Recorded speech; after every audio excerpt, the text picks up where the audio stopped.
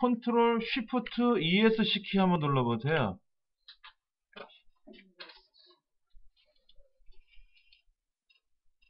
이렇게 해도 돼요. 여기 위에 보시면 작업 표시율이 저 위에 있잖아요. 네. 여기서 오른쪽 버튼 눌러서 작업 관리자 시작 이거 하셔도 되고,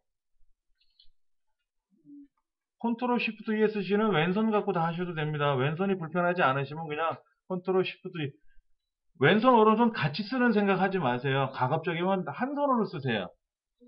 ESC 어떻게 가요? 이렇게 컨트롤 쉬프트 ESC 한번 연습을 해보셔야 돼. 내 스스로가.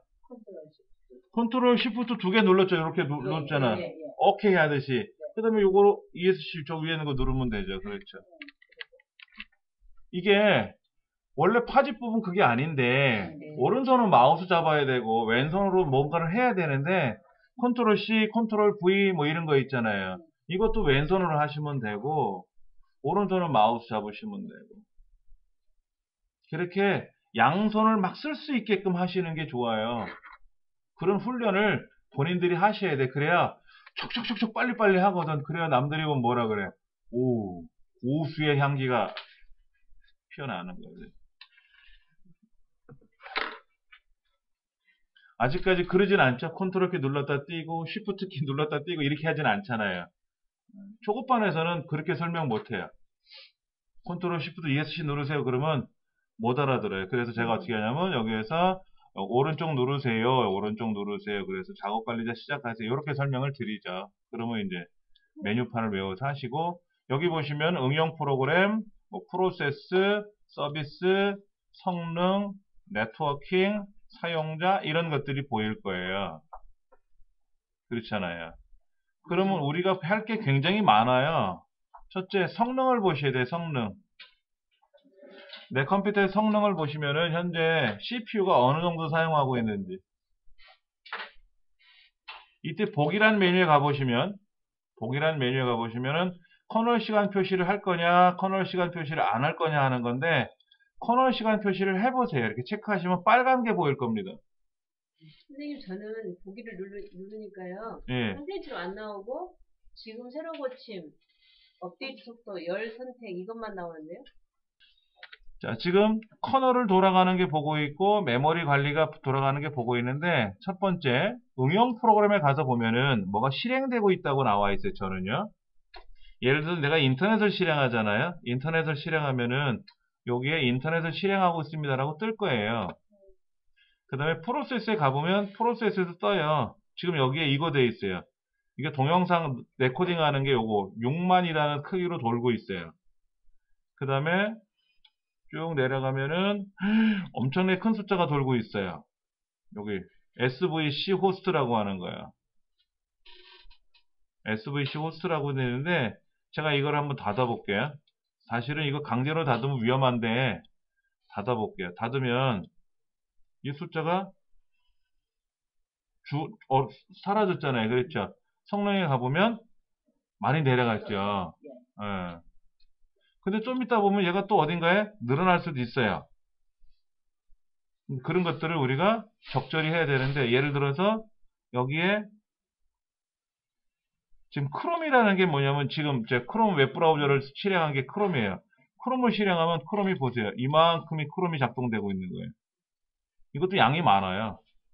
여기다가 창을 하나 더 열어놨어요. 이렇게 탭을 하나 더 열어놓고 네이버를 본다든지 뭐 할 거 아닙니까? 네. 그렇게 되면은 여기가 또 늘어나요.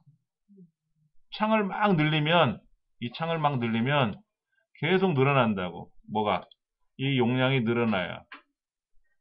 그러면 성능에서 봤을 때 이 메모리를 더 많이 쓰는 셈이잖아요. 그래서 일반적으로 안 쓰는 창들은 닫아라. 죄다 펼쳐놓고 그럼 빨리 음식 먹은 접시 같은 거는 치우고 상을 치워야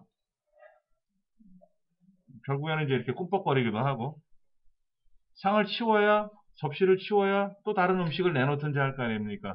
그 접시는 또 설거지를 해놔야 또 다른 음식을 담을 수 있고 그렇게 관리하는 거잖아요. 컴퓨터도 다 그렇게 하는 거예요. 그 다음에 프로세스가 굉장히 어려운데 여기 보면 뭐 이렇게 오디오, DG 뭐 이런 거 있을 거예요. 윈도우 오디오 장치. 제가 이거를 만약에 끝내게 누르면 어떻게 될까요? 사운드가 멈추는 거예요. 이거는 끝내게 하면 안 되죠.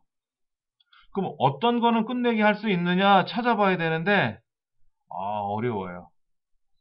어려워. 근데 여기 보면 엔비디아라고 하는 것이 이렇게 많이 돌아가요. 저는 엔비디아 백핸드, 엔비디아 네트워크 서비스, 네트워크 스트림 이런 것들이 나와요. 엔비디아라고요. NV 스트림 뭐 이런 것. 이게 그래픽 카드 프로그램인데 얘를 여기 그래픽 카드를 뒤에다 장착을 했더니 이 메모리를 더 많이 쓰고 있는 것 같아요. 그러면 최종적으로 안 된다 생각하면 제가 그래픽 카드를 빼버리겠죠. 그럼 이 그래픽 카드 이 영역을 온전히 제가 다 쓸 수 있잖아요. 메모리를. 불편한 것들은 있어요. 그러니까는 가장 좋은 거는 메모리를 높여야 돼. 지금 또 올라갔어. 어떨 때 이게 문제가 생기냐면 동영상 편집할 때 이게 문제가 돼요. 이 용량들이 여유 공간이 없으면 일을 못 해요. 여유 공간이 없으면. 그래서 이거를 가상 메모리라는 거를 또 돌려야 되는데, 가상 메모리를 돌려도 사실은 실제 메모리가 부족하면 그것도 꽝이고, 참 어려운 거예요. 근데 인터넷을 막 실행한다고 하면, 제가 아까 그 프로세스가 늘어난다 그랬잖아요. 그러면 얘가 막 올라가겠죠, 메모리가요. 그래도 건덜건덜 다 억지로 움직여요. 여기다 엑셀을 실행하고, 포토샵을 실행하고, 근데 포토샵을 실행했는데, 포토샵에서 그림 하나 골라다 놓고, 뭐, 이렇게 편집하는 거, 그럼 돌아가. 그런데 막 레이어를 여러 개 깔고 막 이런 작업을 하면, 이 메모리가 또 꽉 차는 거예요. 그럼 어떻게 돼? 포토샵에서 일을 못 해요. 근데 알고 봤더니, 엑셀, 파워포인트, 아래 한 걸 다 실행해 놓은 거야. 쓰지도 않으면서. 그럼 빨리 아래 한 걸 닫고 엑셀 닫고 파워포인트 다 닫아야죠. 그래 이 메모리가 또 내려갈 거 아닙니까? 그렇게 관리를 하는 거야. 근데 다 했는데도 불구하고 지금 제가 뭐 실행해 놓은 것도 없잖아요. 근데 막 올라가고 있잖아요. 그러면 어딘가에 점검을 해봐야 돼.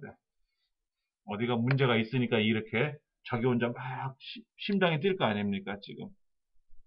그런 점검하기가 쉽지는 않아요. 이게 악성 코드 때문에 그런 건지 아니면 이 안에 있는 어떤 프로그램 때문에 그런 건지 서비스 기능 때문에 그런 것도 있어요. 서비스 기능. 이런 서비스 기능은 사실은 우리가 몰라도 알아서 잘 돌아가요. 프로세스는 우리가 관리할 문제인데 여기 V3 라이트도 돌고 있네요. 그렇다고 V3 라이트를 닫으면 어떻게 돼요? 백신이잖아. 그러니까 바이러스에 어떻게 돼? 치명적이 될 수 있죠. 그것도 못하고 어떻게 해야 될까 막 고민을 해보는 거예요. 자, 여러분 댁에 있는 컴퓨터는 메모리가 어느 정도 됩니까? 제가 숙제로 내드렸었는데 8기가면 딱 좋아요. 보통 6기가 이상이면 된다라고 돼 있는데 8기가 정도면 되고 요즘 이제 노트북을 구매하시나 그러면 이제 저렴한 노트북을 구매하시는데 저렴한 거는 성능이 저렴해요. 성능이 저렴해요. 어제 다른 센터에서 노트북을 한 분이 가져와서 프로그램을 좀 설정하는 과정을 해봤는데 되게 좋더라고요. 유명 브랜드 제품이고 울트라북이고 얇게 나온 거고 그래서 메모리도 보니까는 메모리도 8기가인데 CPU가 요즘 나오는 6세대 CPU의 i7이에요. 자동차로 말하면 최신 벤츠의 뭐 이런 거죠. 성능은 그냥 덤프트럭 같은 그런 굉장한 힘을 갖고 있는 그런 거. 엔진을 뜯어다가 헬기에다 붙이면 헬기가 뜰 정도로 되는 그런 강력한 힘을 갖고 있는 컴퓨터. 비싸죠? 그랬더니 200 넘었어요. 그러더라고. 200 넘으면 그렇게 돼요. 근데 50만원짜리 노트북은 어떨까요? 30만원짜리 노트북은 그냥 30만원짜리예요. 그렇죠. 그러니까 인터넷하고 하는 데는 지장이 없어요. 근데 그거 가지고 포토샵 하려고 하면 어떻게 돼요? 막 머리에서 김이 올라와요. 막 이래. 그런 게 참 어려운 거예요. 근데 사실 우리 건너편 강의실은 컴퓨터가 성능이 좋아요. 이것보다 훨씬 더 좋습니다. 몇 곱절이는 성능이 좋아요. 그래서 저쪽에서는 영상 편집이라든지 출판 이런 관련된 그래픽에 관련된 수업을 전문적으로 저쪽에서 하고 우리 강의실은 일반 엑셀 파워포인트 하는 수업으로 하고 그러니까 사실은 그런 것도 걱정이 되는 거예요. 여기 강좌에 따라서 강의실을 바꿔야 되는데 저쪽 강의실하고 이쪽 강의실하고 용도가 있다 보니까 그리고 저도 강의하러 저쪽 가면 싫어요. 불편해. 여기 살림살이가 있잖아. 아, 커피라도 있으니까 또 커피라도 꺼내오고 저쪽 가면 어떻게 돼? 지금 다 싸들고 가야 되잖아요. 그렇죠? 그런 것도 있고 그래요. 자, 우리 책에 63페이지를 한번 보세요. 여러분 컴퓨터 상에서 파일을 삭제했어요. 삭제한다는 말은 뭐예요? 내 컴퓨터 안에 굉장히 많은 자료들이 들어있잖아요. 이 컴퓨터에 있는 자료를 내가 삭제를 하게 되면은 휴지통에 갑니다. 자, 이건 제 USB 메모리예요. 이동식 미디어 장치라고 되어 있어요. 그랬죠? 이동식 미디어 장치라고 되어 있어요. 제가 다른 USB 메모리 하나 여기 있나 볼까요?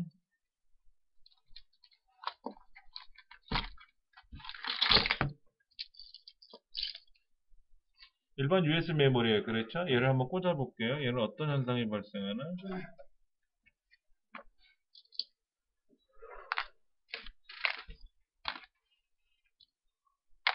장치 드라이브 소프트웨어 설치라고 되어 있고요. 장치를 찾았고 잠시 있다가 여기 뜰 겁니다. 어떻게 뜨나 한번 보세요. 스캔 수정 권장 그거 어디 눌러야 돼요? 아니요. 저는요. 그냥 스캔 없이 계속해요. 얘를 권장을 누르면은요. 얘가 이렇게 열려요. 검사를 하는데 굳이 할 필요는 없고요. 여기 있네. 제가 연결한 USB 메모리가 하드디스크로 연결돼 있어요. 이거 USB 메모리인데 얘를 꽂았더니 이동식 미디어 장치에 들어가야 되잖아요. USB 메모리가. 근데 얘는 어디로 들어갔냐면 로컬 디스크로 들어갔어요. 하드 디스크로. 여기 들어갔잖아요.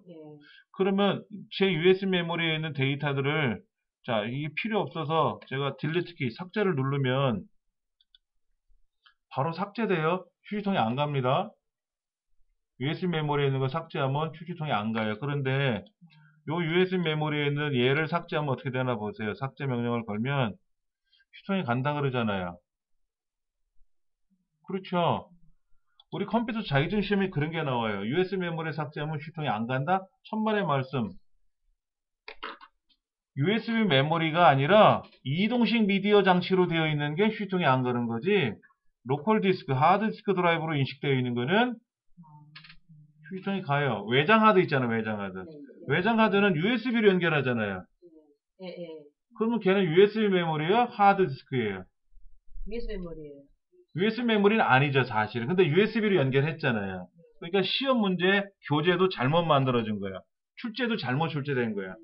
이동식 미디어 장치로 인식되어 있는 USB 메모리는 하고 나와야 되는데 무조건 USB 메모리에서 삭제하면 휴지통에 안 간다고 해요. 얘는 USB 메모리 아니고 뭔데?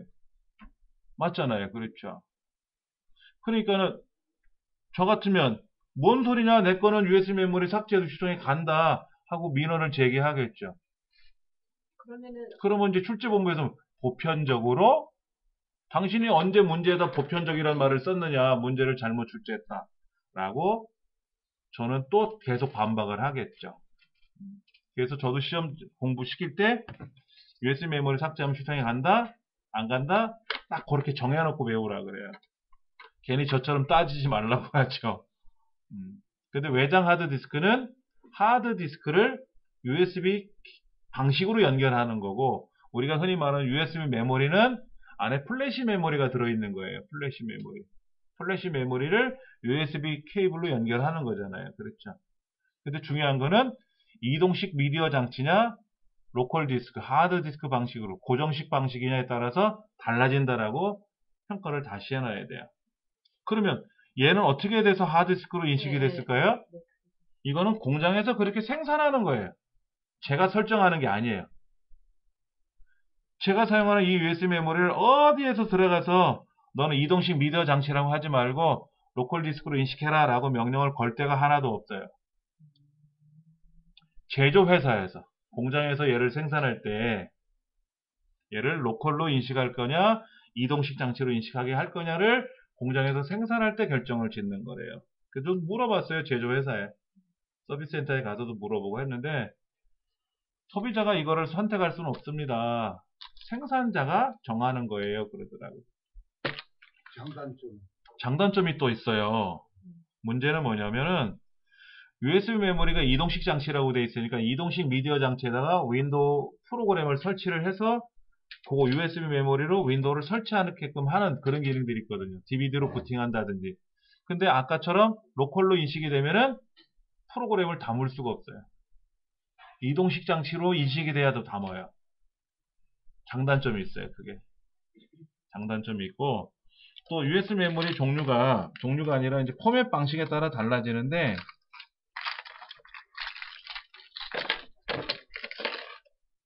자, 포맷 방식을 보면은 얘를 다시 꽂아 볼게요. 그럼 여기에 뭐라고 되어 있냐면은 NTFS냐 FAT32냐에 따라 달라져요. 그렇죠. FAT32 방식과 NTFS 방식이 있습니다. 이 방식에 따라서 사용법이 달라져요. FAT32 방식은 얘는 지금 4기가짜리인데 4기가짜리는 NTFS로 포맷을 하나 FAT32로 포맷하는 의미가 없어요. 그런데 128GB짜리라든지 64GB짜리를 FAT32로 포맷을 했어요. 여기 지금 30기가 남아있다 그랬잖아요. 근데 어떤 사람이 영화를 가져왔어. 영화 5기가짜리 영화를 가져와서 6기가짜리 걔를 복사해서 붙이면 안 들어가요. FAT32에는. 자, 다른 거 한번 볼게요.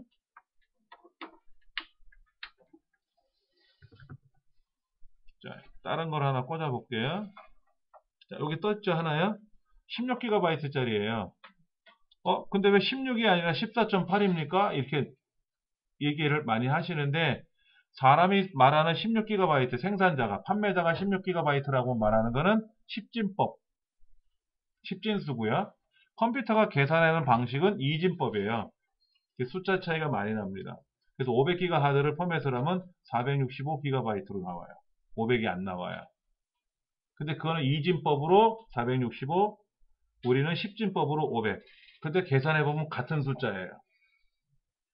그래서 판매자가 뭐라고 하느냐, 실제 숫자는 달리 보일 수 있습니다 라고 이렇게 해요. 왜냐면 그것 때문에 싸움 나거든요. 내가 샀는데 500기가라고 사는데 왜 465로 나오느냐.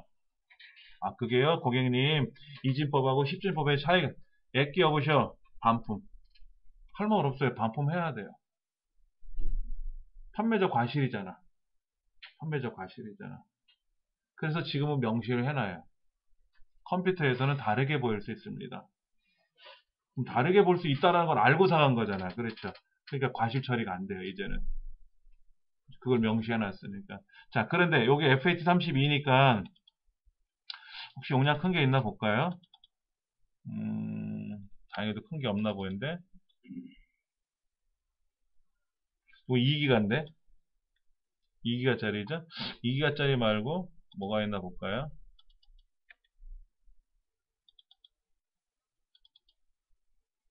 여기 있다. 8기가짜리 있죠. 8기가. 이 8기가짜리를 제가 복사를 해서 공간이 충분하죠? 14.8기가 남았잖아요. 붙여넣기를 하면 8기가가 안 들어가요. 7.75기가 안 들어간다고. 14기가에 16기가에 안 들어가요. 그러면 여기는 NTFS잖아요. 그렇죠? 여기다 붙여넣기 하면 잘 들어가죠. 복사되고 있어요. 지금 복사되고 있잖아요. 그렇죠?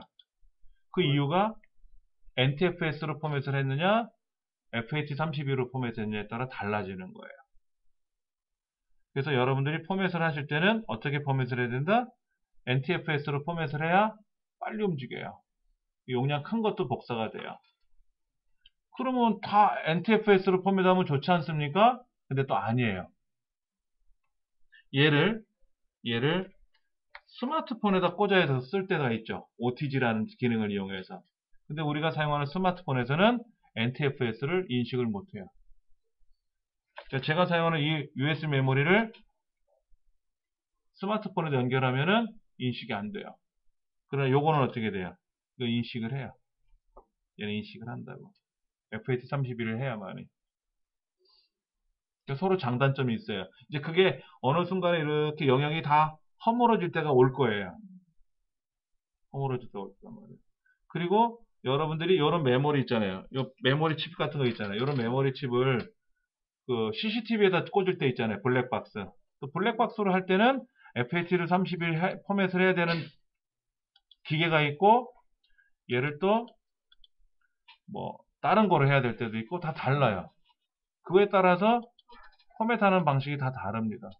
포맷이라는 건 지운다는 포맷이라는 것은요, 포맷이라는 거는 집을 짓 때 기초공사를 하고 집을 짓잖아요. 이렇게 허물고 기초공사를 새로 쌓고 그 다음에 이제 바닥을 튼튼하게 해놓고 집을 올릴 거 아닙니까? 그 작업을 하는 거를 포맷이라 그래요. 사실은 사진을 지울 때 뭐 딱 지우는 걸 포맷이라고. 예. 포맷을 하게 되면은 이 안에 섹터가 있고요. 실린더라는 게 있어요. 그 다음에 트랙이라는 말이 나와요. 하드디스크는 섹터, 실린더, 트랙이라는 말을 다 쓰고요.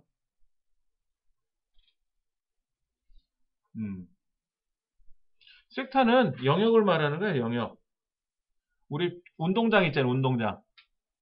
100m, 뭐 200m 이런 경기할 때 보면 트랙 경기 하잖아요. 트랙 경기.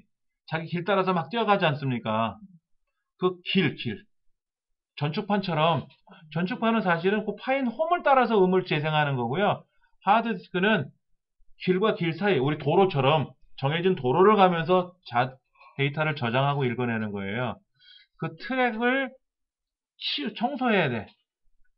그리고 구간, 우리 피자를 쪼개듯이 이렇게 부채꼴로 쪼개지 않습니까? 그거를 섹터라 그래요.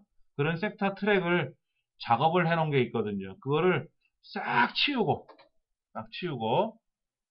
새로 건물을 새로 지어요. 그래서 건축물 대장 새로 만들고 등기 새로 해야 되고 전입신고 새로 하고 이렇게 하는 거를 우린 포맷한다 그래요. 그런데 포맷은 빠른 포맷이 있고 일반 포맷이 있어요. 빠른 포맷은 자 이렇게 하는 거죠. 자 여기 가서 얘를 포맷을 하겠다라고 했을 때 빠른 포맷을 할 거냐 아니면 빠른 포맷이 아닌 일반 포맷을 할 거냐 하는 건데, 빠른 포맷을 안 하고 이렇게 일반 포맷을 시작하면은요 굉장히 오래 걸려요. 근데 빠른 포맷을 하고 시작을 누르면 뭐 2, 3초 만에 끝나기도 해요. 그럼 어떨 때는 빠른 포맷이고 어떨 때는 일반 포맷이냐? 디스크에 USB 메모리든 하여튼 이 디스크에 장치에 문제가 발생했던 장치, 디스크에 문제가 생길 수도 있잖아요. 기계적 결함이든 소프트적인 결함이든 간에 하여튼 문제가 생긴 거는 빠른 포맷을 하면 안 돼요. 반드시 일반 포맷을 한번 하고 나서 써야 되고, 그런 문제가 발생하지 않은 장치들은 빠른 포맷을 하면 돼요. 그래서 이런 포맷을 하고 이렇게 SD 카드 같은 카메라 이렇게 포맷하고 그냥 뽑으면 다시 재생하는데 문제가 없어요. 그렇죠. 그러니까는 그 기본은 지워지지 않는구만요. 안에 데이터는 사라지죠. 포맷을 하면 데이터가 다 삭제가 돼요. 다 삭제가 돼요.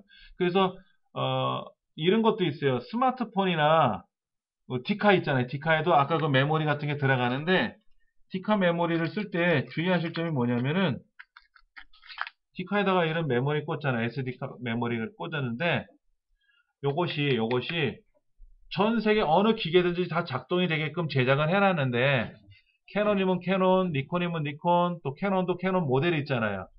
EOS5 뭐 이런 거 있지 않습니까? 그 모델에 맞게끔 포맷을 해주는 게 좋아요. 그 기계에 맞게끔.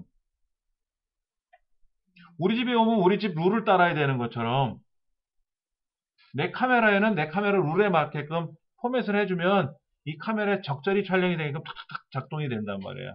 그래서 한 번은 포맷을 해주는 게 좋아요. 근데 PC는 안 해도 돼요. 스마트폰도 보통 안 하는데, 그 디카는 스마트폰에도 SD 카드 있잖아요. 예, 마이크로 SD. 그건 포맷 해야 되나요? 처음에 구매하신 대로 꽂아 쓰셔도 돼요. 예, 여기 SD 카드가 요거 마이크로 SD가 조그만 거고, 요거는 SD 카드인데 이거는 젠더라 그래서 얘를 여기다 꽂으면은 디카에다 이렇게 꽂아서 쓰면 되고, 요건 빼면은 마이크로 SD가 되니까 스마트폰에 꽂아서 쓰면 되고, 이렇게 세트로 돼 있는 거예요. 예. 실제 많이 팔아요, 이렇게. 근데 요즘은 요거 마이크로 SD를 사면 젠더를 주기도 하고 안 주기도 하고, 요것만 달랑 오기도 하고, 제가 지금 갖고 있는 거는 세트로 예전에 구매된 거고. 근데 요즘 싸요. 이런 게 모델이 싸서, 이거는 용량이 작아서 제가 주로 쓰고, 제가 쓰는 기계가 옛날 핸드폰이라 이걸 쓰는 게 편하고. 포맷이라고 하는 거는 한 번은 해주시면 되는데, 그냥 공장에서 생산이 됐을 때 포맷이 돼서 오기 때문에 굳이 포맷을 안 해도 된다. 단 이렇게 FAT31은 난 안 쓸 거야, NTFS로 포맷을 할 거야 라고 하면 당연히 포맷을 해야 되고, 나는 그냥 이대로 쓸 거야 라고 하면 이대로 쓰셔도 되고, 포맷을 안 하셔도 되고. 그 카메라에서 일련 번호가 이렇게 5천, 4천 막 쫙 예, 나오잖아요. 예. 이 포맷을 안 하면 그게 안 지워지잖아요. 계속. 아니요. 포맷을 해도 네. 디카마다 그 설정하기가 나름입니다. 연속 번호를 넣어줄 거냐, 아니면 저는 메모리를, 디카를 포맷을 하고 메모리를 포맷을 하고 꽂으면은 다시 거기서부터 1, 2, 3, 4가 가요. 전 예. 그렇게 세팅해 놨어요. 아니면 1년 번호를 쓰면은 어제까지 5000번 찍었으면 오늘은 5001번을 찍는 거예요. 메모리를 갈아 껴도 5001번, 5002번 이렇게 연속으로 가게끔 하는 거고, 나오더라고요. 저는 메모리 카드를 꽂을 때마다 거기 아무것도 없으면 내가 찍는 게 1번이 되고, 거기 10번이 있었으면 11번으로 들어가요. 일본으로 가게 하려면 어떻게 포맷을 그거는 카메라에서 조정하셔요. 카메라에서 조정. 예. 번호를 처음부터 다시. 예. 자, 삭제하는 거에 대해서 다시 한번 볼게요. 삭제를 했는데 휴지통에 안 가요. 그러면 바로 삭제되는 거죠. 그럼 휴지통에 갔어요. 휴지통에 갔단 말이야. 여기 휴지통에 있잖아요, 지금. 그럼 이거를 어떻게 하면 돼요? 복원하면 살아나겠죠. 원래 어디에서 삭제되는지 몰라도 원래 자리로 돌아가요. 아니면 얘를 이 밖에다 끄집어내면 여기에 복원이 되는 거예요. 일로 끌고 오면 일로 휴지통에 들어간 거고요. 오른쪽에 눌러서 복원을 하면 원래 자리로 가겠죠. 원래 어디 있었는지 몰랐지만, 근데 어디 모르니까는 에이, 난 바탕화면에 복원할 거야. 그럼 여기 있겠지. 그러면 그러다 붙이는 것은 잘라내기 해서 붙이는 거하고 똑같은 거예요. 휴지통은요, 복사 기능이 없습니다. 네, 복사가 없네. 예, 다른 데 있는 거는 복사도 되고 잘라내기도 돼요. 네. 근데 휴지통은 반드시 잘라내기만 됩니다. 잘라내기 해서 바탕화면에다 붙여넣기 누르면 바탕화면에 붙겠죠. 그렇죠. 그게 바로 드래그 하는 거죠. 이렇게. 자, 그러면 제가 이거를 휴지통을 비우면 어떻게 될까요? 없어졌죠? 없어졌잖아요. 근데 그거 중요한 문서거든. 그럼 되살려야 되잖아요. 우리 컴퓨터에서는 못 살려요. 우리 윈도우에서는 못 살리고 전문 프로그램을 쓰든지 복구 업체에다 맡기셔야 돼. 근데 문제는 뭐냐면 삭제가 됐을 때 빨리 가져가셔야 되는데 또 다른 작업을 막 해. 그래서 여기다가 뭐를 또 많이 붙여넣기도 하고 무슨 작업을 막 해. 그렇게 되면은 복원을 못할 수도 있다. 복원을 못할 수 있다. 책에 자세한 내용은 나와 있는데요. 데이터가 삭제된 드라이브에 어떤 작업을 하게 되면 복구율이 떨어집니다. 복구가 될 수도 있지만 안 될 수도 있다 하는 거. 자, 제일 밑에 줄에 보면은 침수된 하드디스크는 절대 전원을 켜서는 안 됩니다. 자, 옛날에 그 천안함이 뭐 어뢰 공격을 받았는지 하여튼 두동강에 나서 서해 갯벌에 박혀버렸단 말이에요. 그래서 인양했잖아요. 그 안에 컴퓨터들이 굉장히 많았지 않습니까? 해군들이 쓰는. 그걸 어떻게 복구했느냐? 우리나라 기업이, 명정보라는 기업이 100% 다 복원을 했어요. 그 데이터들을. 그럼 그 안에 진공 상태로 되어 있어요, 사실은. 하드디스크가. 근데 그렇게 오래 처박혀 있으면 물도 들어가요. 바닷물도 들어가고 그럴 거 아닙니까? 그러면 그거를 닦아가지고 컴퓨터도 연결하면 큰일 나죠. 그러니까 로봇이 다 뜯어야 돼요. 뚜껑을 다 뜯어가지고 클린룸에 들어가서 다시 다 작업을 해야 되겠죠. 돈이 많이 들겠죠. 그러나 뭐 국가 차원에서 했겠지. 뭐 개인이 하려면 힘들겠지. 근데 노트북을 비가 막 홍수가 나서 와서 보니까는 노트북이 물에 빠져가지고 막 난리가 난 거라. 그럼 서비스 센터에 가져가면 어떻게 돼요? 삼성전자 서비스 센터에 가져가면 노트북 알려요. 안 해주죠. 당신 잘못이잖아 그러잖아. 무상화는 안 해주지. 그럼 유상 내가 돈 줄 테니까 해주시오 그러면 삼성에 그런 기술이 있나 모르지. 근데 대부분 그런 사람들은 삼성에다 안 맡기죠. 어차피 회생 불가능하잖아요. 업체에다 맡기죠. 명정보란 업체에다 맡기면 돈이 좀 많이 들어가겠지만 그럼 그 사람들이 상황을 물어보겠죠. 아 이번에 홍수가 나서 노트북이 물에 빠져 있었다. 그래서 나는 켜보지도 않았다. 가져왔다. 고칠 수 있으면 고쳐달라. 그러면 노트북을 안에 있는 데이터를 다시 다 찾아낼 수도 있을 거예요. 자, 그런 걸 복구하는 프로그램이 그 다음 페이지에 나와 있고요. 좀 참고해서 보시면 좋겠고요. 쭉 넘어갈게요. 어디로 가시냐면은 71페이지 가서 보시면은 노트북이나 데스크탑 PC를 작아진다라는 과정이 있어요. 삼성 svc.co.kr니까 삼성 서비스 센터네요. 71페이지. 예, 여기 들어가서 빠른 해결 작아진다를 실행하면은 이렇게 선택하는 과정이 나옵니다. 삼성전자 서비스 센터 제 홈페이지 가시면은 링크를 걸어놨어요.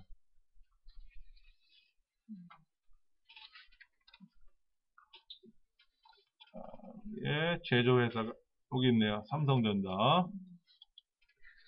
삼성 svc.co.kr 여기 맞죠?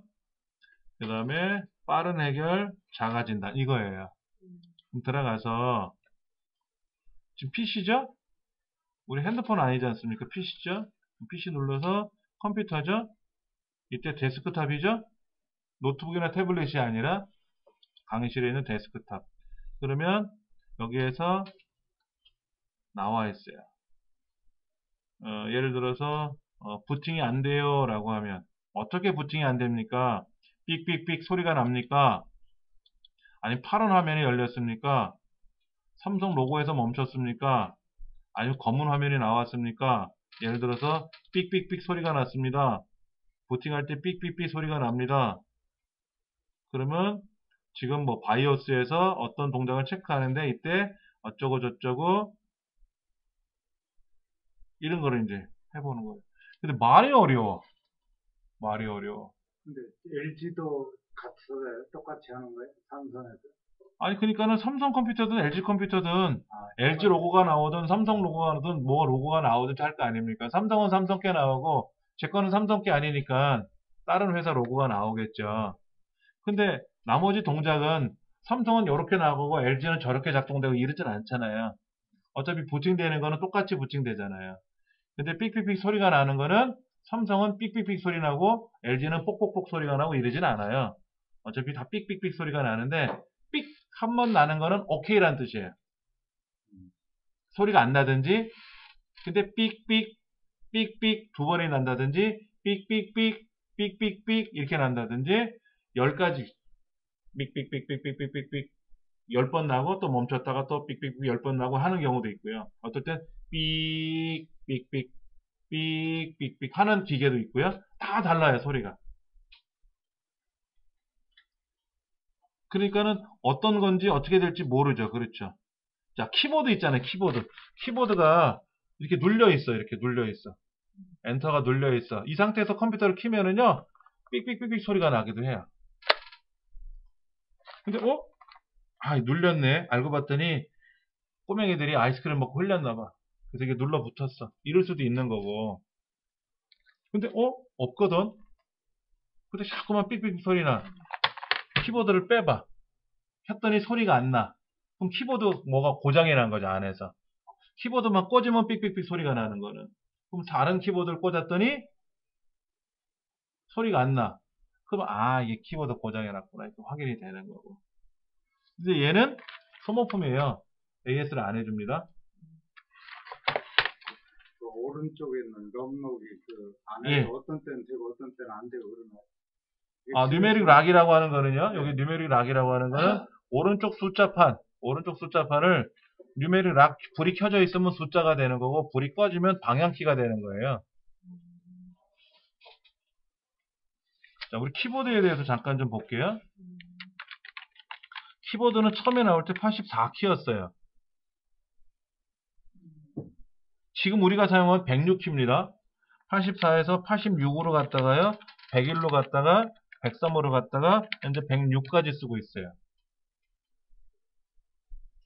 옛날 키보드를 그려볼게요. 제가 그림을 잘 못 그리지만 한번 그려봐 드리면은 이렇게 되어 있어요. 키보드가 이렇게 있으면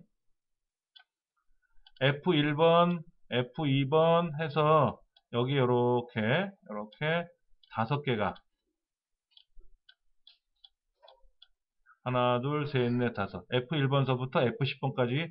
우리 지금 F1번이 위에 있죠? 기능키가. 옛날에 왼쪽에 있었어요. 왼쪽에 10개가 있었어요. 12개가 아니라.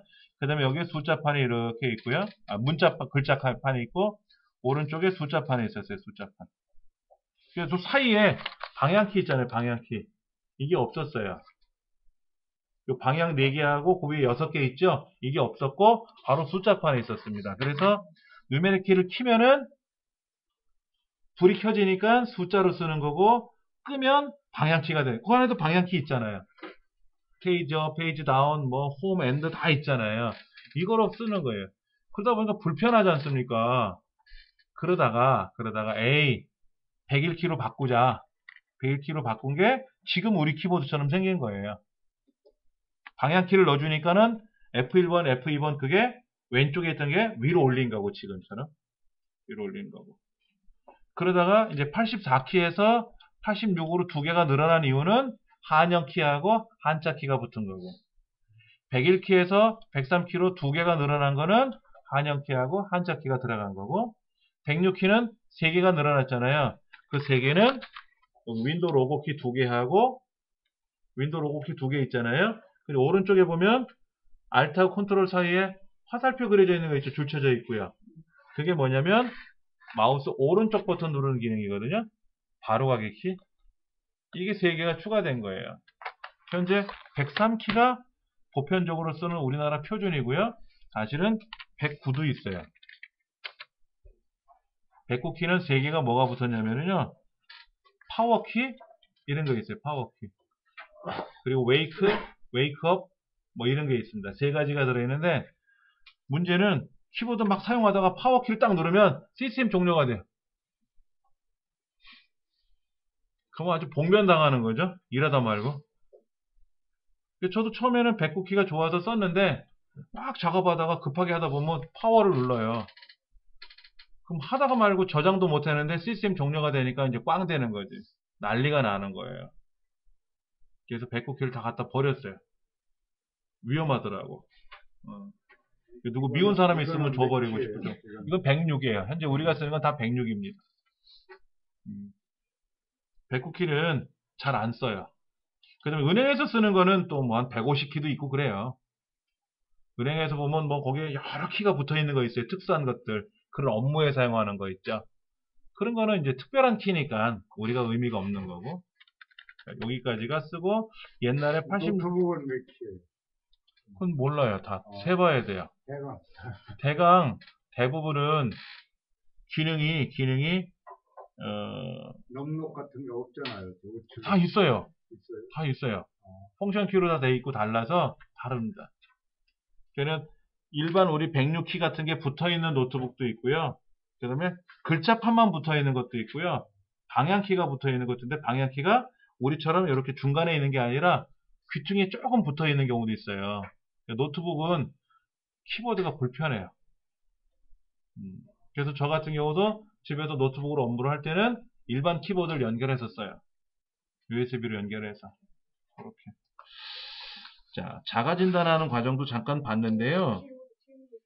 예. 지금 람락하고 키보드 있잖아요. 예. 그쪽에도 방향키가 8번, 4번, 6번, 2번이 방향키가 있어요. 예. 지금 가운데라고 그러셨던데 좌편하고 나무키하고 사이 예. 같은 겁니다. 같은 거예요. 그러니까 과거에는 요 방향키하고 위에 6개가 없었다 그랬잖아요. 이게 없었고 오른쪽에는 숫자판만 가지고 숫자를 쓸 때는 불을 켜고 방향을 쓸 때는 불을 끄고 이렇게 했었어요.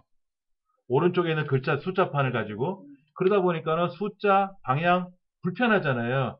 그래서 숫자 전용으로 쓰라고 해놓고 이제 방향키나 이 홈 앤드 이거를 별도로 10개를 더 만든 거죠.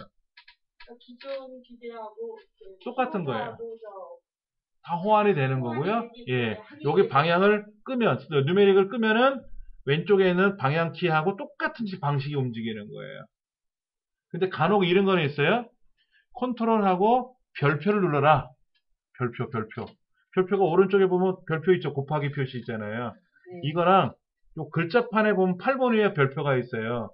이거랑 같을 수도 있고 다를 수도 있고 간혹. 특히 오른쪽에 있는 더하기 빼기 이거랑 글자판에 보면은 더하기 빼기가 있죠. 그 숫자 0번 P자 위에 보면은 엔터 위쪽에 보면 더하기 빼기 있잖아요. 이거랑 이 숫자판에 있는 더하기 빼기랑은 또 달라요. 그래서 뭐 컨트롤하고 더하기를 누르면 돼요 라고 되어 있는데 컨트롤하고 더하기를 누르면 여기서는 지금 어떨 때는 컨트롤 더하기 누르라 그래요. 그럼 그 더하기는 글자판에 있는 더하기가 아니라 숫자판에 있는 더하기를 의미를 하기도 하고 약간 차이가 있지만 보편적으로는 다 똑같다. 영자 옆에 있는 마이너스 두 개는 위에 거는 뭐고 밑에 거는 뭐예요? 영자 그 숫자에서 대시 슬러시 요거요? 예, 그 마이너스가 있고 숫자에서 0 오른쪽 옆에, 0 안에 거기 아까 먼저 손댔던데 여기 예, 거기 빼기가 두 개 있잖아요. 아 빼기요? 예. 하나는 빼기고 하나는 밑줄이고요. 하나는 빼기고 하나는 언더스코어 밑줄 언더라인이 아니라 언더스코어라고 읽어요. 밑줄 밑줄은 작은 게 밑줄인가요? 그냥 누르면 빼기 아, 그냥 누르면 빼기고 쉬프트하고 빼기를 누르면 위에 있는 빼기가 되는 거죠. 그게 이제 그건 밑줄 빼기하고 다르죠.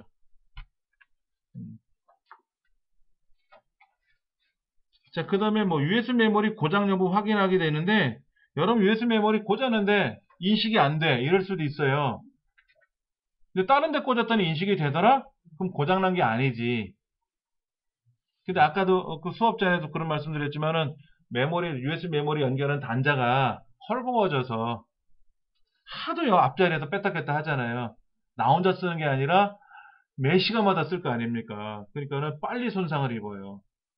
그래서 뒷면에 꽂아야 되는데 그러려면 또 책상 뒤로 와야 되잖아요. 불편하죠. 댁에서는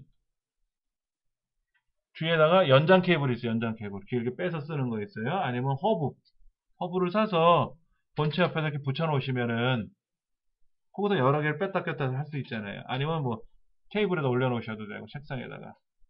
그래서 허브를 연결해 쓰시면 되는데 4개까지는 별도로 전원 공급을 안 받아도 자체 전원으로 인식을 할 수 있지만 단 앞에다 꽂으시면 안 돼요. 허브는 앞에다 꽂는 게 뒤에다 연결하는 거예요. 뒤에 있는 게 셉니다. USB 단자가 앞에 거보다 뒤에 게 센 거예요. 앞에 꼽으면 앞에 있는 거는 파워가 약해요. 파워. 뒤에가 세요.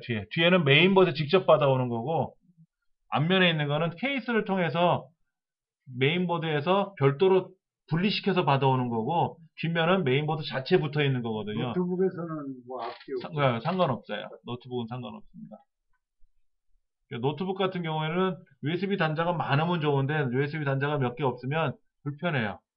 무선 키보드 마우스 동글 꽂아야지 또 뭐 꽂아야지 보통 3개 정도는 있어야 되는데 어떤 건 2개밖에 없는 것도 있어요. 그럼 저는 키보드 꽂아야지 또 USB 메모리 2개 꽂아야지 근데 2개밖에 없으니까 또 마우스도 꽂아야지. 유선 마우스 꽂는 거 있잖아요. 유선 마우스. 유선 키보드, 유선 마우스를 쓰거든요. 노트북에. 2개 꽂고 나니까는 USB 메모리 꽂을 데가 없잖아요. 그러면 이제 그때는 또 빼야지 뭐를. 불편할 때가 많아요. 이게 USB 단자가 좀 많이 있는 거를 장치를 사시면 좋고 어차피 사놓은 거를 바꿀 수는 없으니까는 일단 허브를 쓰면 되고. USB 메모리가 불량의 경우에는 포맷을 하라고 되어 있는데 가장 좋은 거는요. USB 메모리에 문제가 생기면 어떻게 해야 된다? 제조회사 홈페이지가 있어요. 여기 서비스 센터 연락처가 있어요. 홀로그램 스티커 있잖아요. 일로 전화하시면 돼요. 그러면 제조회사에서 무상으로 교환해 줍니다. 제조회사가 아니라 서비스 센터에서. 근데 이제 소위전자 뭐 그다음에 되게 많아요. 이 샌디스크라고 하는 이 USB 메모리를 우리나라에 수입하는 업체가 한 7, 8군데가 있어요. 근데 대부분이 다 지방에 있어요. 그나마 가까운 데가 파주 물류센터. 그럼 글로 택배로 보내야 돼요. 그럼 택배비 왕복 얼마나 들죠? 5,000원 들어요. USB 메모리가 옛날 거야. 새로 사는 게 싸요, 어쩔 때는. 근데 소위전자는 용산에 있고 강남에 있거든요. 용산 전자상가 갈 때 전자랜드 쪽에 있거든요. 그럼 가서 그냥 보여주면은 똑같은 거 교환해줘요. 그러니까는 편하죠. 그러니까 여러분들도 문제가 생기면 가시기 귀찮으시면 저한테 오세요. 그럼 제가 갖고 있으면 교환해 드릴 테니까. 제가 용산 나가는 길에 바꿔서 제가 또 쓰면 되니까는. 그런 것들이 다 달라요. 그러니까는 여기는 지금 불량 난 거를 포맷하라 그랬는데 불량 난 거 포맷하는 것도 사실 쉽지가 않아요. 괜히 고생하지 마시고 중요한 거는 USB 메모리는 영원불멸한 게 아닙니다.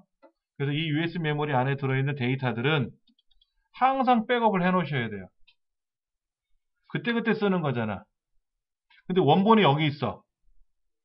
근데 얘가 고장이 났어. 그럼 어떻게 돼? 원본이 고장 났으니까 사라지는 거잖아요. 아, 이것도 업체에다 맡기면 고쳐줘요. 20만원 내면. 근데 그게 힘들잖아요. 그러니까 중요한 거 있으면 어떻게 해라? 얘를 내 컴퓨터에서 항상 보관해 둬야 되고, 그 집에 있는 거를 내가 수업 시간에 사용하려고 들고 다니려고 갖고 다니는 거잖아요. 그렇죠? 왔다 갔다 하는 용도로. 원본은 여기 있다 그러면 항상 집에다가 복제본을 둬야 되고. 그리고 이거를 만약에 분실이 됐다 그랬을 때 기계야 뭐 분실했으니까 아깝지만은 데이터. 근데 원본은 집에 있으니까 꺼내 쓰면 되는 건데 문제는 개인 정보들이 들을 수 있죠. 여기에 이력서를 넣어놓은 게 있단 말이야. 저 같은 경우도. 이력서를 넣어놓은 것도 있고 뭐 학위 증명서도 있고 다 해서 개인 신상이 다 나오잖아요. 이거 분실되면 어떻게 돼요? 어우 좀 그렇지. 통장 비밀번호 그건 암호 걸어놨어요. 최소한 그건 암호를 걸어놨어요. 문제는 인증서 어떤 분은 또 인증서가 난리가 났죠. 인증서 여기 인증서가 있는데 인증서가 없어지면 어떻게 돼요? 재발급 받으면 돼요. 그럼 저 인증서를 주워 써. 못 써먹어요. 남의 인증서는 못 써먹습니다. 필소들을 알아야 써먹지. 그러니까는 걱정하지 마시고 잘 관리해서 쓰시면 된다. 선생님이 지금 동영상 할 때 스피커는 어디다 꼽아요? 스피커요? 마이크? 예. 마이크는 여기 마이크 단자에다 꽂았어요. 앞에다 USB. 예, 앞면에 보면은 그 분홍색 단자가 있어요. 그게 마이크고요. 녹색 단자가 스피커 단자거든요. 원래는 뒷면에다 꽂는 게 좋은데 앞면에 꽂아도 작동은 되고요. 또 이런 스피커들을 보시면은 마이크 스피커가 아예 별도로 붙어 있어요. 또요. 예. 이게 자체적으로 두 개가 다 꽂혀 있거든요. 여기다 꽂으셔도 마이크 스피커 또 돼요. 이어폰을 여기다 꽂아도 되고 마이크를 여기다 또 꽂아도 되고. 두 개 다 꼽으라고요?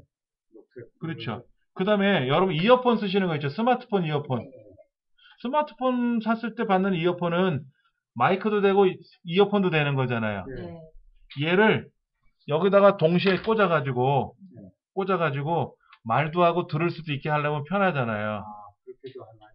그러려면 두 개를 꽂아야죠. 마이크도 꽂고 스피커도 꽂아야 되잖아요. 그런 거 팔더라고 케이블을. 3,000원인가? 그래 용산에 가면. 그래서 우리 애들은 게임할 때 스피커 틀어놓으면 시끄러우니까 어쩔 때는 그거를 이어폰을 꽂아. 그걸 두 개를 꽂아가지고 빼내는 게 있어요. 그러면 그거로 게임도 막 하는 소위 효과음도 들으면서 또 친구랑 대화할 때 컴퓨터로 전화하는 게 많잖아요. 그런 기능이 있잖아요. 그럼 그거로 말하면서 들으면서 다 해요. 사달라 그러길래 용산 가는 길에 보니까 그걸 팔더라고. 그래서 몇 개 사가지고 애들 줬어요. USB에다 녹음할 때는요? USB도 녹음할 때는 마이크는 어차피 꽂아야 되죠? 이 마이크가 있어야. 자, 보시면 하나, 둘, 하나, 둘. 여기 붉은색 돌아가나요? 이렇게? 아, 세게 하면 커지죠. 그렇죠? 여기 지금 마이크 볼륨이 조절이 되는 거고요. 그 다음에 이제 이거를 마지막에 끝나기, 종료를 버튼을 누르면 이 동영상을 어디에다 저장하시겠습니까? 물어요. 그럴 때 제 USB 메모리에서 저장하라 그러면 동영상이 그때 저장이 되는 거예요. 지금은 저장되는 게 아니라 컴퓨터 어딘가에 임시 보관되고 있어요. 임시 보관이 된 거를 제가 이제 종료를 누르면은 그때 비로소 이제 저장을 어떻게 할 거냐, 무슨 이름을 저장할 거냐 물어보겠죠. 이따 한번 보여드릴게요. 그것도요. 마무리할 때. 그러니까 녹음을 하는데 컴퓨터로 녹음하는 거는 별로 좋지는 않아요. 제일 좋은 건 뭐예요? 녹음기로 녹음하는 거죠. 우리 스마트폰에도 녹음기 기능이 있잖아요. 전화 녹음 기능 말고 일반 대화하는 거 녹음하는 기능이 있죠. 그렇게 녹음을 하시면 돼요. 근데 문제는 mp3로 녹음되는 게 아니에요. 스마트폰은. 이 스마트폰으로 녹음하면 스마트폰에서는 들을 수 있는데 얘를 컴퓨터로 가져오면 컴퓨터도 안 들려요. mp3라는 말 아시죠? mp3 많이 들어보신 거잖아요. 스마트폰에서 녹음을 하면 mp3 형태로 녹음이 되는 게 아니라 스마트폰 형태로 저장이 돼요. 왜냐면 mp3라는 규격이 함부로 막 쓰는 게 아니거든요. 돈을 내야 돼요. 그 mp3라는 규격을 사용할 때는 돈을 내야 돼요. 그건 동영상은 mp4고요. 오디오는 mp3이고요. 네. 근데 우리가 방송통신대학교 들어보셨잖아요. 거기에 저도 거기서 공부를 했었고 했는데 거기에는 재학생이 한 50만 명 돼요. 그러면 전 학년별 학년에 상관없이 공통 과목들이 있단 말이에요. 그러면 한 사람만 클릭해봐도 50만 번 클릭이 되잖아요. 그렇죠? 그 강좌를 동영상 강좌 말고 오디오 강좌를 한 번만 눌러도 50만 번이 작동되는 거잖아요. 그렇죠? 근데 mp3라는 규격은 20만 번인가 넘어가면 사용료를 내야 돼요. 그러니까 판매용 있잖아요. 판매용. 상업적으로 판매하는 거. 이건 당연히 mp3로 해야 돼요. 그리고 사용료를 내는 거예요. 왜? 돈을 벌잖아. 한 곡당 500원, 1000원씩 받잖아. 그럼 그 중에 일부를 사용료로 내면 돼요. 근데 방송통신대학교는 돈 버는 거 아니잖아. 명색이 학교인데.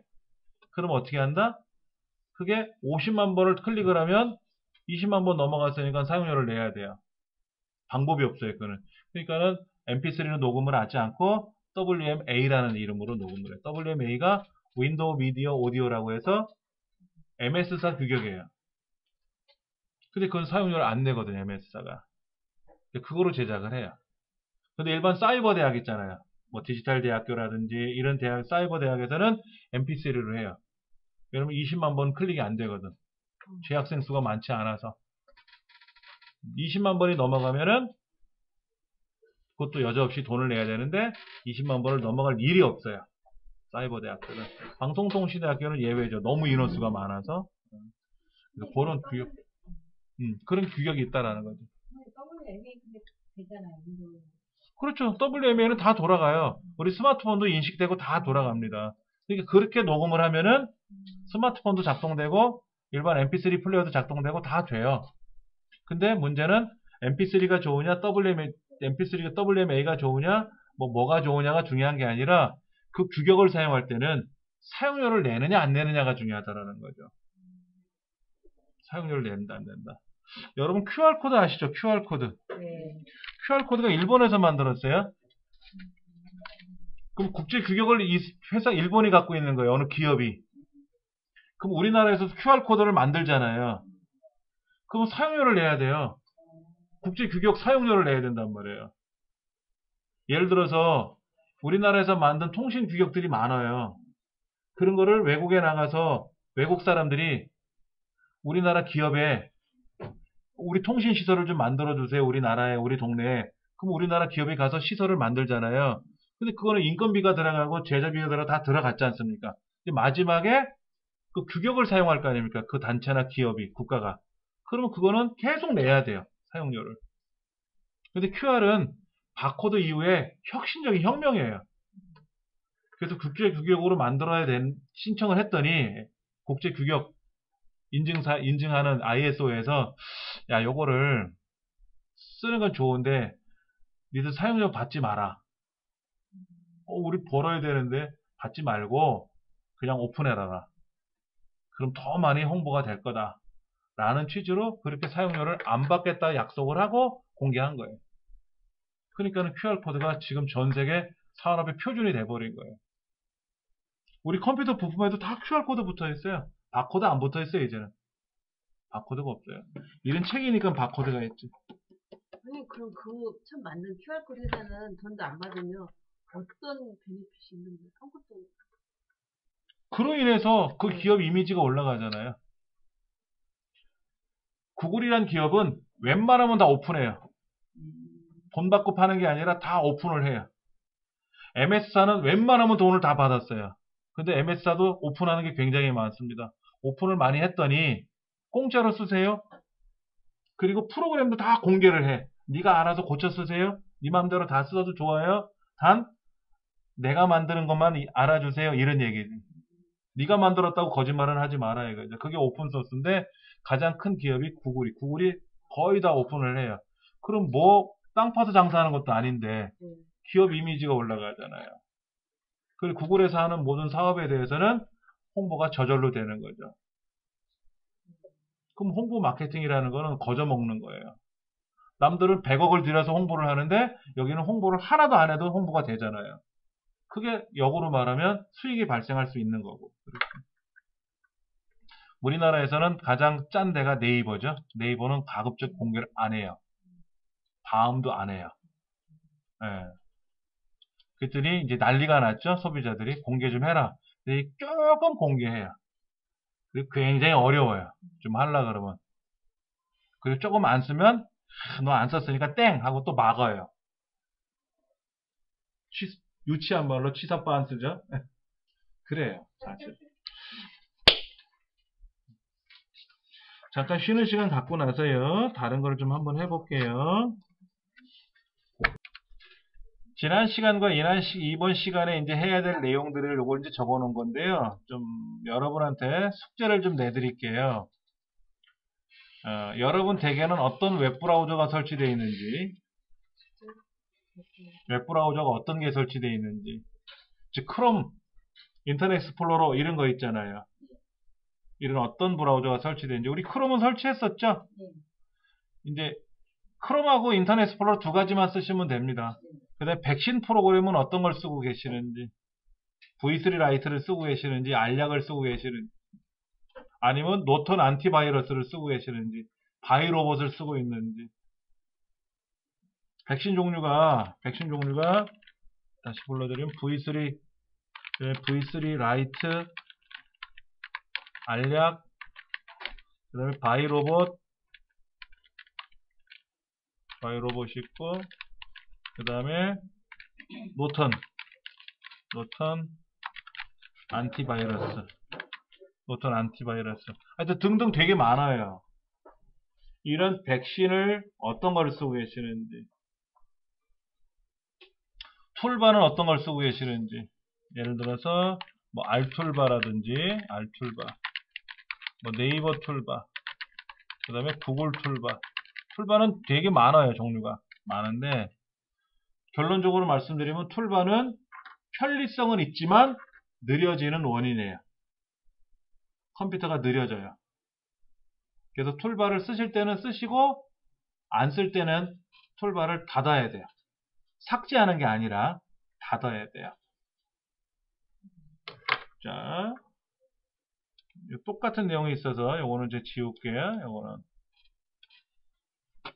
자, 하나씩 나열해서 좀 보여드리면 웹브라우저 종류에는 인터넷 익스플로러라는 게 있고 구글에서 만든 크롬이라는 게 있고 여러 가지가 있는데 전 세계적으로 두 개를 많이 쓴다 그랬어요. 뭐 애플에서 만든 사파리라는 웹브라우저도 있지만 그것보다는 이게 낫다. 말씀을 드리고 웹브라우저는 뭐 자동으로 업데이트가 됩니다. 구글도 그렇고 뭐 크롬도 그렇고 이렇게. 네, 뷰어는 여러분 어떤 거 쓰세요? RC? 사진 찍은 거 볼 때 쓰는 RC? 이런 것도 있고요. 그 다음에 mp3 노래를 듣는 알송, 그 다음에 곰플레이어, 곰플레이어는 동영상 보는 거죠. 옛날에는 RCO가 있었어요. RCO가 있었는데 없어졌어요. 근데 곰플레이어는 전 개인적으로 안 쓰고요. 다음 팟 플레이어를 씁니다. 다음에서도 플레이어가 있어요. 다음 팟 플레이어가 있고요. 개인적으로 이게 편하더라고요. 곰플레이어가 나빠서 좋아서 뭐 다음 플레이어가 좋아서 나빠서가 아니라 편리성에 의해서 쓰는 것도 있고요. 또 하나 KM 플레이어도 있어요. 근데 KM 플레이어는 조심스러워요. 설치할 때 잘못 설치하면 엉망됩니다. 아는 사람만 쓰는 거고요. 뭐 초코 플레이어 뭐 이런 것도 있고 종류가 많더라고요. 그러니까 뷰어는 뭐냐면 사진 찍은 거 보는 거, 그 다음에 또 뭐가 있어요? 알송, 음악 듣는 거, 뭐 곰오디오, 곰플레이어 설치하면 곰오디오도 설치되잖아요. 이런 것도 있고, 그 다음에 다음 팟 플레이어 같은 경우도 mp3 노래를 들려주기도 해요. 근데 저는 동영상은 다음 팟 플레이어로 보고 노래는 알송으로 들어요. 그리고 사진은 RC로 보고, 과거에는 ACDC라는 걸 봤었는데 이 ACDC는 ACDC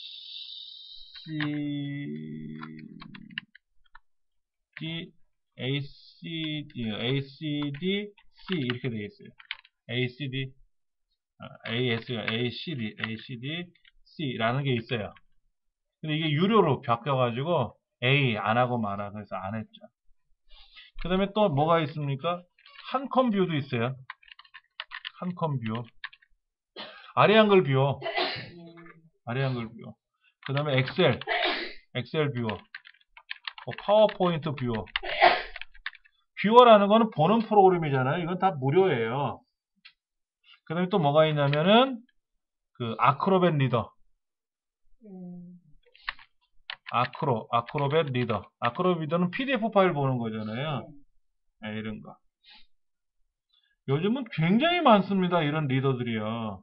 아크로벳 리더가 전 세계적으로 가장 유명한데 이게 나쁘다, 좋다, 편리하다, 불편하다를 떠나서 국내에서도 이런 아류작들이 굉장히 많이 나와요.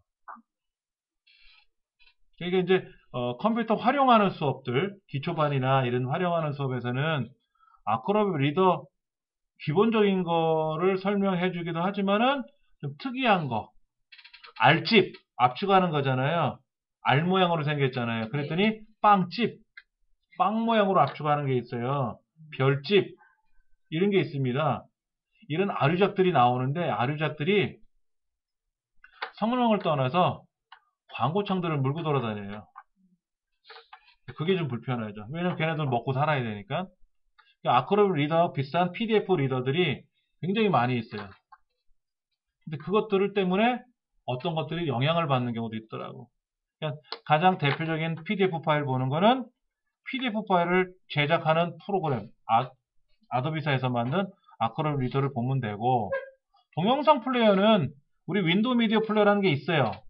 윈도우 상에도 있어요. 근데 이거 잘 안 쓰거든. 여기 이거 있잖아요. 윈도우 미디어 플레이어. 이거 좋아요. 근데 이걸 안 써. 왜 안 씁니까? 그런 게 있었어요? 그냥 곰플레이어를 써봤거든. 그러니까 그게 좋은 줄 알고 쓰는 건데 습관이죠, 습관. 그러니까 이런 것도 쓰셔도 돼요. 근데 문제는 코덱이 문제라. 코덱은 뭐예요? 코덱. 영어로는 이렇게 쓰죠. 코덱. 컴프레스 and 디컴프레스. 다른 말로 압축과 해제.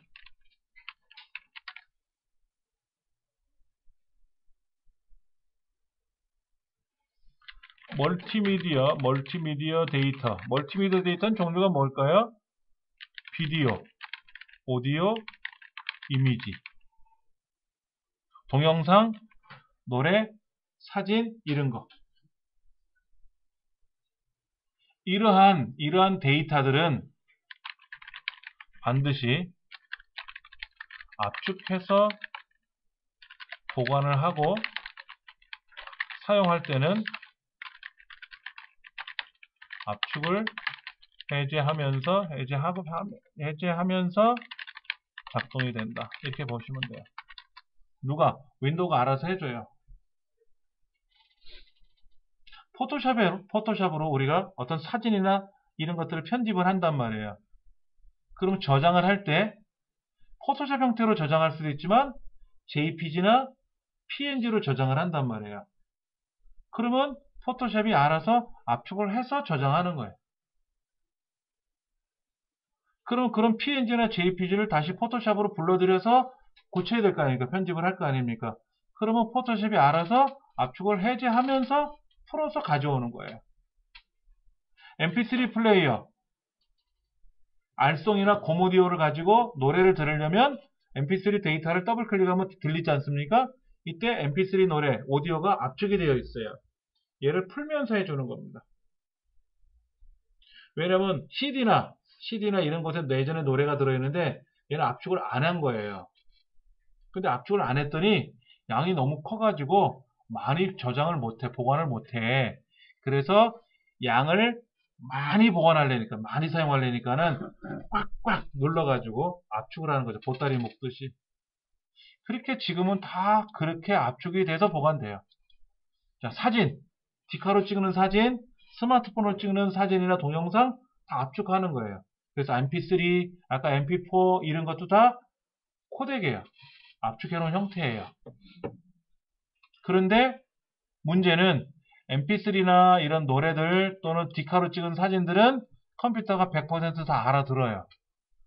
근데 문제가 비디오예요. 비디오에는 아까 WMV라는 게 있었어요. 마이크로소프트에서 만든 규격. 윈도우 미디어 비디오. 이런 것들은 MS 규격이니까 윈도우상에선 자동으로 열리고 다 돼요. 그런데 아까 MP4라는 거 있었어요. MP4. 이게 스마트폰으로 촬영한 거라면 컴퓨터에서도 보여요. 근데 스마트폰으로 촬영한 게 아니라 어떤 프로그램을 막 이용해서 MP4로 저장을 했어요. 그러면 컴퓨터에서 안 열릴 수도 있어요. 내 컴퓨터에서 작업한 거면 내 컴퓨터 열리는데 나는 MP4를 한 번도 안 해봤는데 남이 MP4로 만들어서 보내왔어. 근데 안 열려. 그러면 못 여는 거예요. 사용이 안 되는 거예요. 그럼 어떻게 된다? 코덱을 설치해야 돼. 코덱. 이런 코덱을 추가로 작동을 시켜야 돼요. 저 사람이 영어로 막 떠들어. 근데 내가 영어를 알아. 그러면 알아듣는데 내가 영어를 몰라. 난 중국어만 알아들어. 내가 중국 사람이라고 가정한다면. 그러면 영어를 잘하는 중국 사람을 데리고 와야 돼. 그래서 야, 저 사람이 뭐라고 말하는 거냐? 그러면 영어를 잘하는 중국 사람이 또 우리같이 영어를 잘하는 한국 사람이 그 얘기를 듣고 저한테 얘기를 해줄 거 아닙니까? 아, 뭐라고 하는 거다. 그러면 이제 알아듣잖아요. 그렇게. 중간에 뭔가 바꿔주는 사람이 있어야 되거든. 그 코덱이라고 하는데 이 코덱을 뭐 멀티 코덱이라고도 부르고 멀티 코덱 또는 통합 코덱이라고 부르고 이런 코덱들을 설치를 하면 내 컴퓨터에서도 동영상들이 다 보이고 하는 거예요. 동영상의 종류가 너무너무 많아요. 잠깐 한번 보여드릴게요.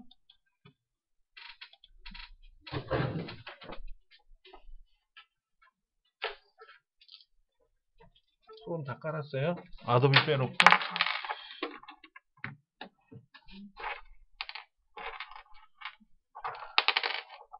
자, 이 안에 가면은 제가 동영상들을 좀 넣어놓은 게 있는데요. 한번 볼게요. 자, 이 동영상을 한번 보면은요. 자, 이건 동영상이 어때요? 보이죠? 동영상 그림이 보이죠? 요것도 보이네요. 요것도 보이고, 요거는 MP3예요. 노래예요, 노래. 말이란 말이야, 말. 그러니까 얘는 미리 보기가 안 되죠.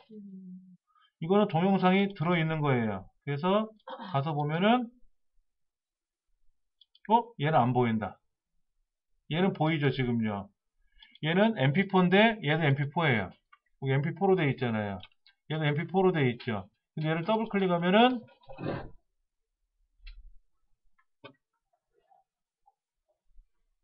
예. 이렇게 보여요. 이렇게 보이는데 문제는 이 동영상은 더블 클릭하면 예, 안 돼요. 코덱이 설정이 되어 있지 않아서 그런 거예요. 같은 MP4인데도 불구하고 얘는 일반 컴퓨터가 알아듣는 코덱으로 되어 있는 거고 얘는 못 알아듣는 코덱이라. 그러면 멀티 코덱이나 아까 통합 코덱을 설치하시면 얘도 열려요. 그래서 네이버에서 멀티 코덱, 통합 코덱이라는 걸 검색하시면 나와요. 주의사항이 있어요. 보여드릴게요. 통합 코덱이라고 제가 검색을 해볼게요. 통합 코덱. 통합 코덱이라는 걸 검색을 하면 이렇게 뭐 스타 코덱도 나오고 이런 게 나와요. 자, 그럼 얘를 이제 클릭을 하면은 스타 코덱 굉장히 유명한 겁니다. 멀티 코덱으로. 그럼 요거 다운로드 누르라는 게 있죠. 그렇죠. 눌러볼게요. 그럼 네이버에서 다운로드 받을 건지, 씬 파일에서 받을 건지, 다음에서 받을지 선택하래요. 그럼 난 다음에서, 네이버에서 받겠다라고 하면은 네이버에서 스타 코덱을 무료로 다운로드 받는 거예요. 그럼 설치하는 방법도 뭐 어딘가 있을 게 하겠죠? 자, 한번 볼게요. 다운로드 받는 건 어려운 거 아니에요. 예. 그러면 이제 다운로드가 자, 밑에 다운로드가 됩니다. 인터넷 익스플로러로 얘를 클릭하면 저장, 열기, 뭐 열기, 저장, 취소 이런 거 나오잖아요. 근데 크롬 브라우저로 다운로드 받아라 그러면 무조건 저장이 됩니다. 저장이 된 거를 다시 클릭을 하면 이제 실행이 되는데 설치를 해야 될 거 아닙니까? 코덱을. 주의사항이 있어요. 초보자들이 대부분 모르면 안 해야 되는데 모르니까 막 눌러. 문제는 강의실 컴퓨터는 이 강의실 담당하는 강사나 직원이 관리하면 되는데 대개는 문제예요. 여러분 댁에서 만약에 막 눌러서 컴퓨터가 이상하게 되면 누가 책임질 거냐고. 본인이 알아서 해야 되잖아요. 그렇죠. 근데 집에는 또 안 해. 겁나니까. 여기는 막 해놓고. 그러면 또 안 되잖아요. 그렇죠. 여기서 연습하시고 댁에서도 잘 쓰셔야 되는데 그래서 주의사항을 보여드릴게요. 1초 남았다니까 이제 한번 볼게요. 자, 얘를 제가 이제 설치 명령을 걸었어요. 자, 이렇게 떴네요. 실행. 자, 다음. 취소 누를 수는 없잖아요. 다음 눌러야 되겠죠? 동의합니다를 안 하면 방법이 없어요. 그렇죠? 자, 이렇게 떴어요. 근데 무조건 다음 누른단 말이에요. 안 돼요. 자, 주요 코덱 할 거니? 주요 코덱 해라.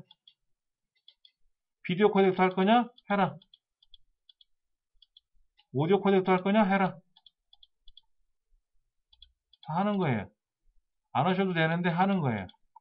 왜? 코덱은 문제가 없는 거예요. 코덱이 잘못된 건 아니니까. 필터? 필터는 과연 해야 될까? 필터는 안 해도 된다 그러면 안 하셔도 돼요. 안 하시고 아까 있는 필터만 하셔도 되고 굳이 안 하셔도 상관은 없어요. 자, 이거. 기타 보세요. 광고로 이거 안 할 거야. 이것도 안 할 거야. 안 할 거잖아요. 그렇죠, 이거요. 안 할 거란 말이야. 유틸? 이것도 안 할 거야. 하지 마세요. 우리 이런 거 없어도 지금까지 살아왔거든. 문제는 코덱 때문에 그런 거지, 코덱. 코덱만 설치하세요. 나머지는 다 하지 마세요. 근데 오케이 그냥 막 다음 누르거든. 자, 이런 거 나왔어요. 디코더 버전을 설정하래. 몰라. 이건 몰라. 무슨 말인지 모르면 그냥 다음 누르고 위에 게 좋은 거니까. 오디오. 이것도 지금 여기 스테레오죠? 여기 스피커가 스테레오잖아요. 그렇죠. 되게 5.1인지 서라운드도 있고 우퍼도 있고 이런 건지 뭔지 지정하시면 되는데 모르면 변경하지 않으면 하시면 되고 이런 거 있어요. 막 이런 거. 그럼 기본값 사용하겠다고 하시면 됩니다. 여기 보세요. 이 말이 끝나기 전에 다음 누르시는 분 되게 많아. 제가 이거 다른 데서 했는데 이 수업을 선생님 이게 난리 났어요. 이거를 모르고 누른 상태에서 그냥 다음 눌렀어요. 그러면 얘가 그런 정보들을 잔뜩 보여줘요. 광고창들을. 이런 거는 반드시 빼셔야 돼요. 이거 하실 필요가 없는 거예요. 그렇죠? 예. 그러면 설치되는 거예요. 프로그램 설치하는 게 굉장히 조심스러워요. 그러니까 본래는 돈 주고 사서 쓰는 건 이상이 없어요. 아래 한글이고 엑셀이고 파워포인트고 포토샵이든 돈 주고 사서 쓰는 거라면, 내 돈 주고 사는 거라면 전혀 문제가 없어요. 왜? 비싼 돈을 들였으니까 전혀 엉뚱한 행동을 안 해요. 근데 돈을 주고 사서 쓰는 게 야매 버전 쓴단 말이에요. 어둠의 경로를 통해서 써야 되는데, 문제는 프로그램은 똑같아요. 어둠의 경로를 쓰던, 돈을 주고 사서 쓰던 프로그램은 똑같은 건데 제품 번호가 없잖아. 돈을 주고 사서 쓰면 제품 번호를 주지만 그렇지 않으면 제품 번호가 없으니까 이제 크랙이라 그래서 안에 제품 번호 인증을 하는 거를 무력화시키는 방법을 이용해서 강제로 써야 되거든요. 그럴 때 불편할 수가 있어요. 어렵기도 하지만 그런 거를 잘못 쓰다 보면은 내 컴퓨터에 손상을 입기도 해요. 자, 일단 마침을 눌렀어요. 그러면 이제 코덱이 작동되는 건 아니고요. 껐다 켜야 되는 경우가 있어요. 원래는 그냥 작동시키면 켜져야 되는데 아까 여기 동영상 중에 얘가 현재는 안 나오죠. 안 그래도요. 지금 안 나오고 있지 않습니까? 나머지 다 나오는데 껐다 켜면 나올 거예요. 아마도. 코덱이 안에서 작동이 돼야 되는 그게 있어요. 근데 일반적으로 시스템을 종료하고 다시 껐다 켜시겠습니까? 라고 묻기도 하지만 안 나오기도 한다. 그러면 껐다가 다시 켜면 된다 하는 거. 그래서 코덱을 지금 이제 한번 설정을 해봤고요. 뭐 스타 코덱, 멀티 코덱, 통합 코덱 그랬더니 스타 코덱이라는 말이 나왔는데 그 스타 코덱을 설치할 때 뭐 동반돼서 설치되는 것들 있잖아요. 그럼 다 빼셔야 되고 코덱만 하세요. 코덱만. 유틸 뭐 이런 거 다 하지 마시고 그런 것들을 우리가 좀 알아야 작동이 되는 거고요. 그 다음에 곰플레이어라든지 다운파 플레이어를 설치하시면 여기서도 코덱을 설치하라 그래요. 자기네 거. 그럼 그대로 설치해 주시면 돼요. 근데 마찬가지로 다음도 설치할 때 광고창들이 보이거든요. 그래서 뭐 인터넷을 다음으로 초기 화면으로 바꾸겠느냐 뭐 이런 걸 묻기도 합니다. 뭐 그런 건 안 하겠다라고 하시면 되고 곰플레이어 같은 경우도 광고창들이 많이 붙어요. 설치할 때 그것도 여러분이 감안해서 다 보셔야 되고 곰플레이어는 곰플레이어만 설치되는 게 아니에요. 곰플레이어, 곰오디오, 그 다음에 곰헬퍼 또 뭐더라 4가지가 동반돼서 설치돼요. 같이 안 쓰는 거 필요 없는 건 다 삭제하셔야 되고 그런 일들을 누가? 사용자인 우리가 다 하셔야 된다는 거죠. 아까 숙제 내드린 거 웹브라우저 종류가 뭐뭐가 깔려 있으며 백신 프로는 어떤 걸 쓰고 계시는지 툴바는 어떤 걸 사용하고 계시는지 그 다음에 ACDC, RC, R송, 곰플레이어 뭐 이런 것들은 어떤 걸 쓰고 계시는지 좀 알아오세요. 아시겠죠? 예. 다음 시간에는 이제 기계적인 점검을 하는 방법을 좀 설명을 드릴 거고 소프트적인 내용도 설명을 드리도록 할 겁니다. 자, 요거는 어디에? 공부방에 그대로 다 올라가요. 요 메시지는 보시면 되고 마지막으로 수업 정리하면서요. 요거 사용법 보여드릴게요. 자, 이제 이것으로 수업을 마치겠습니다. 하고 이제 종료를 했어요.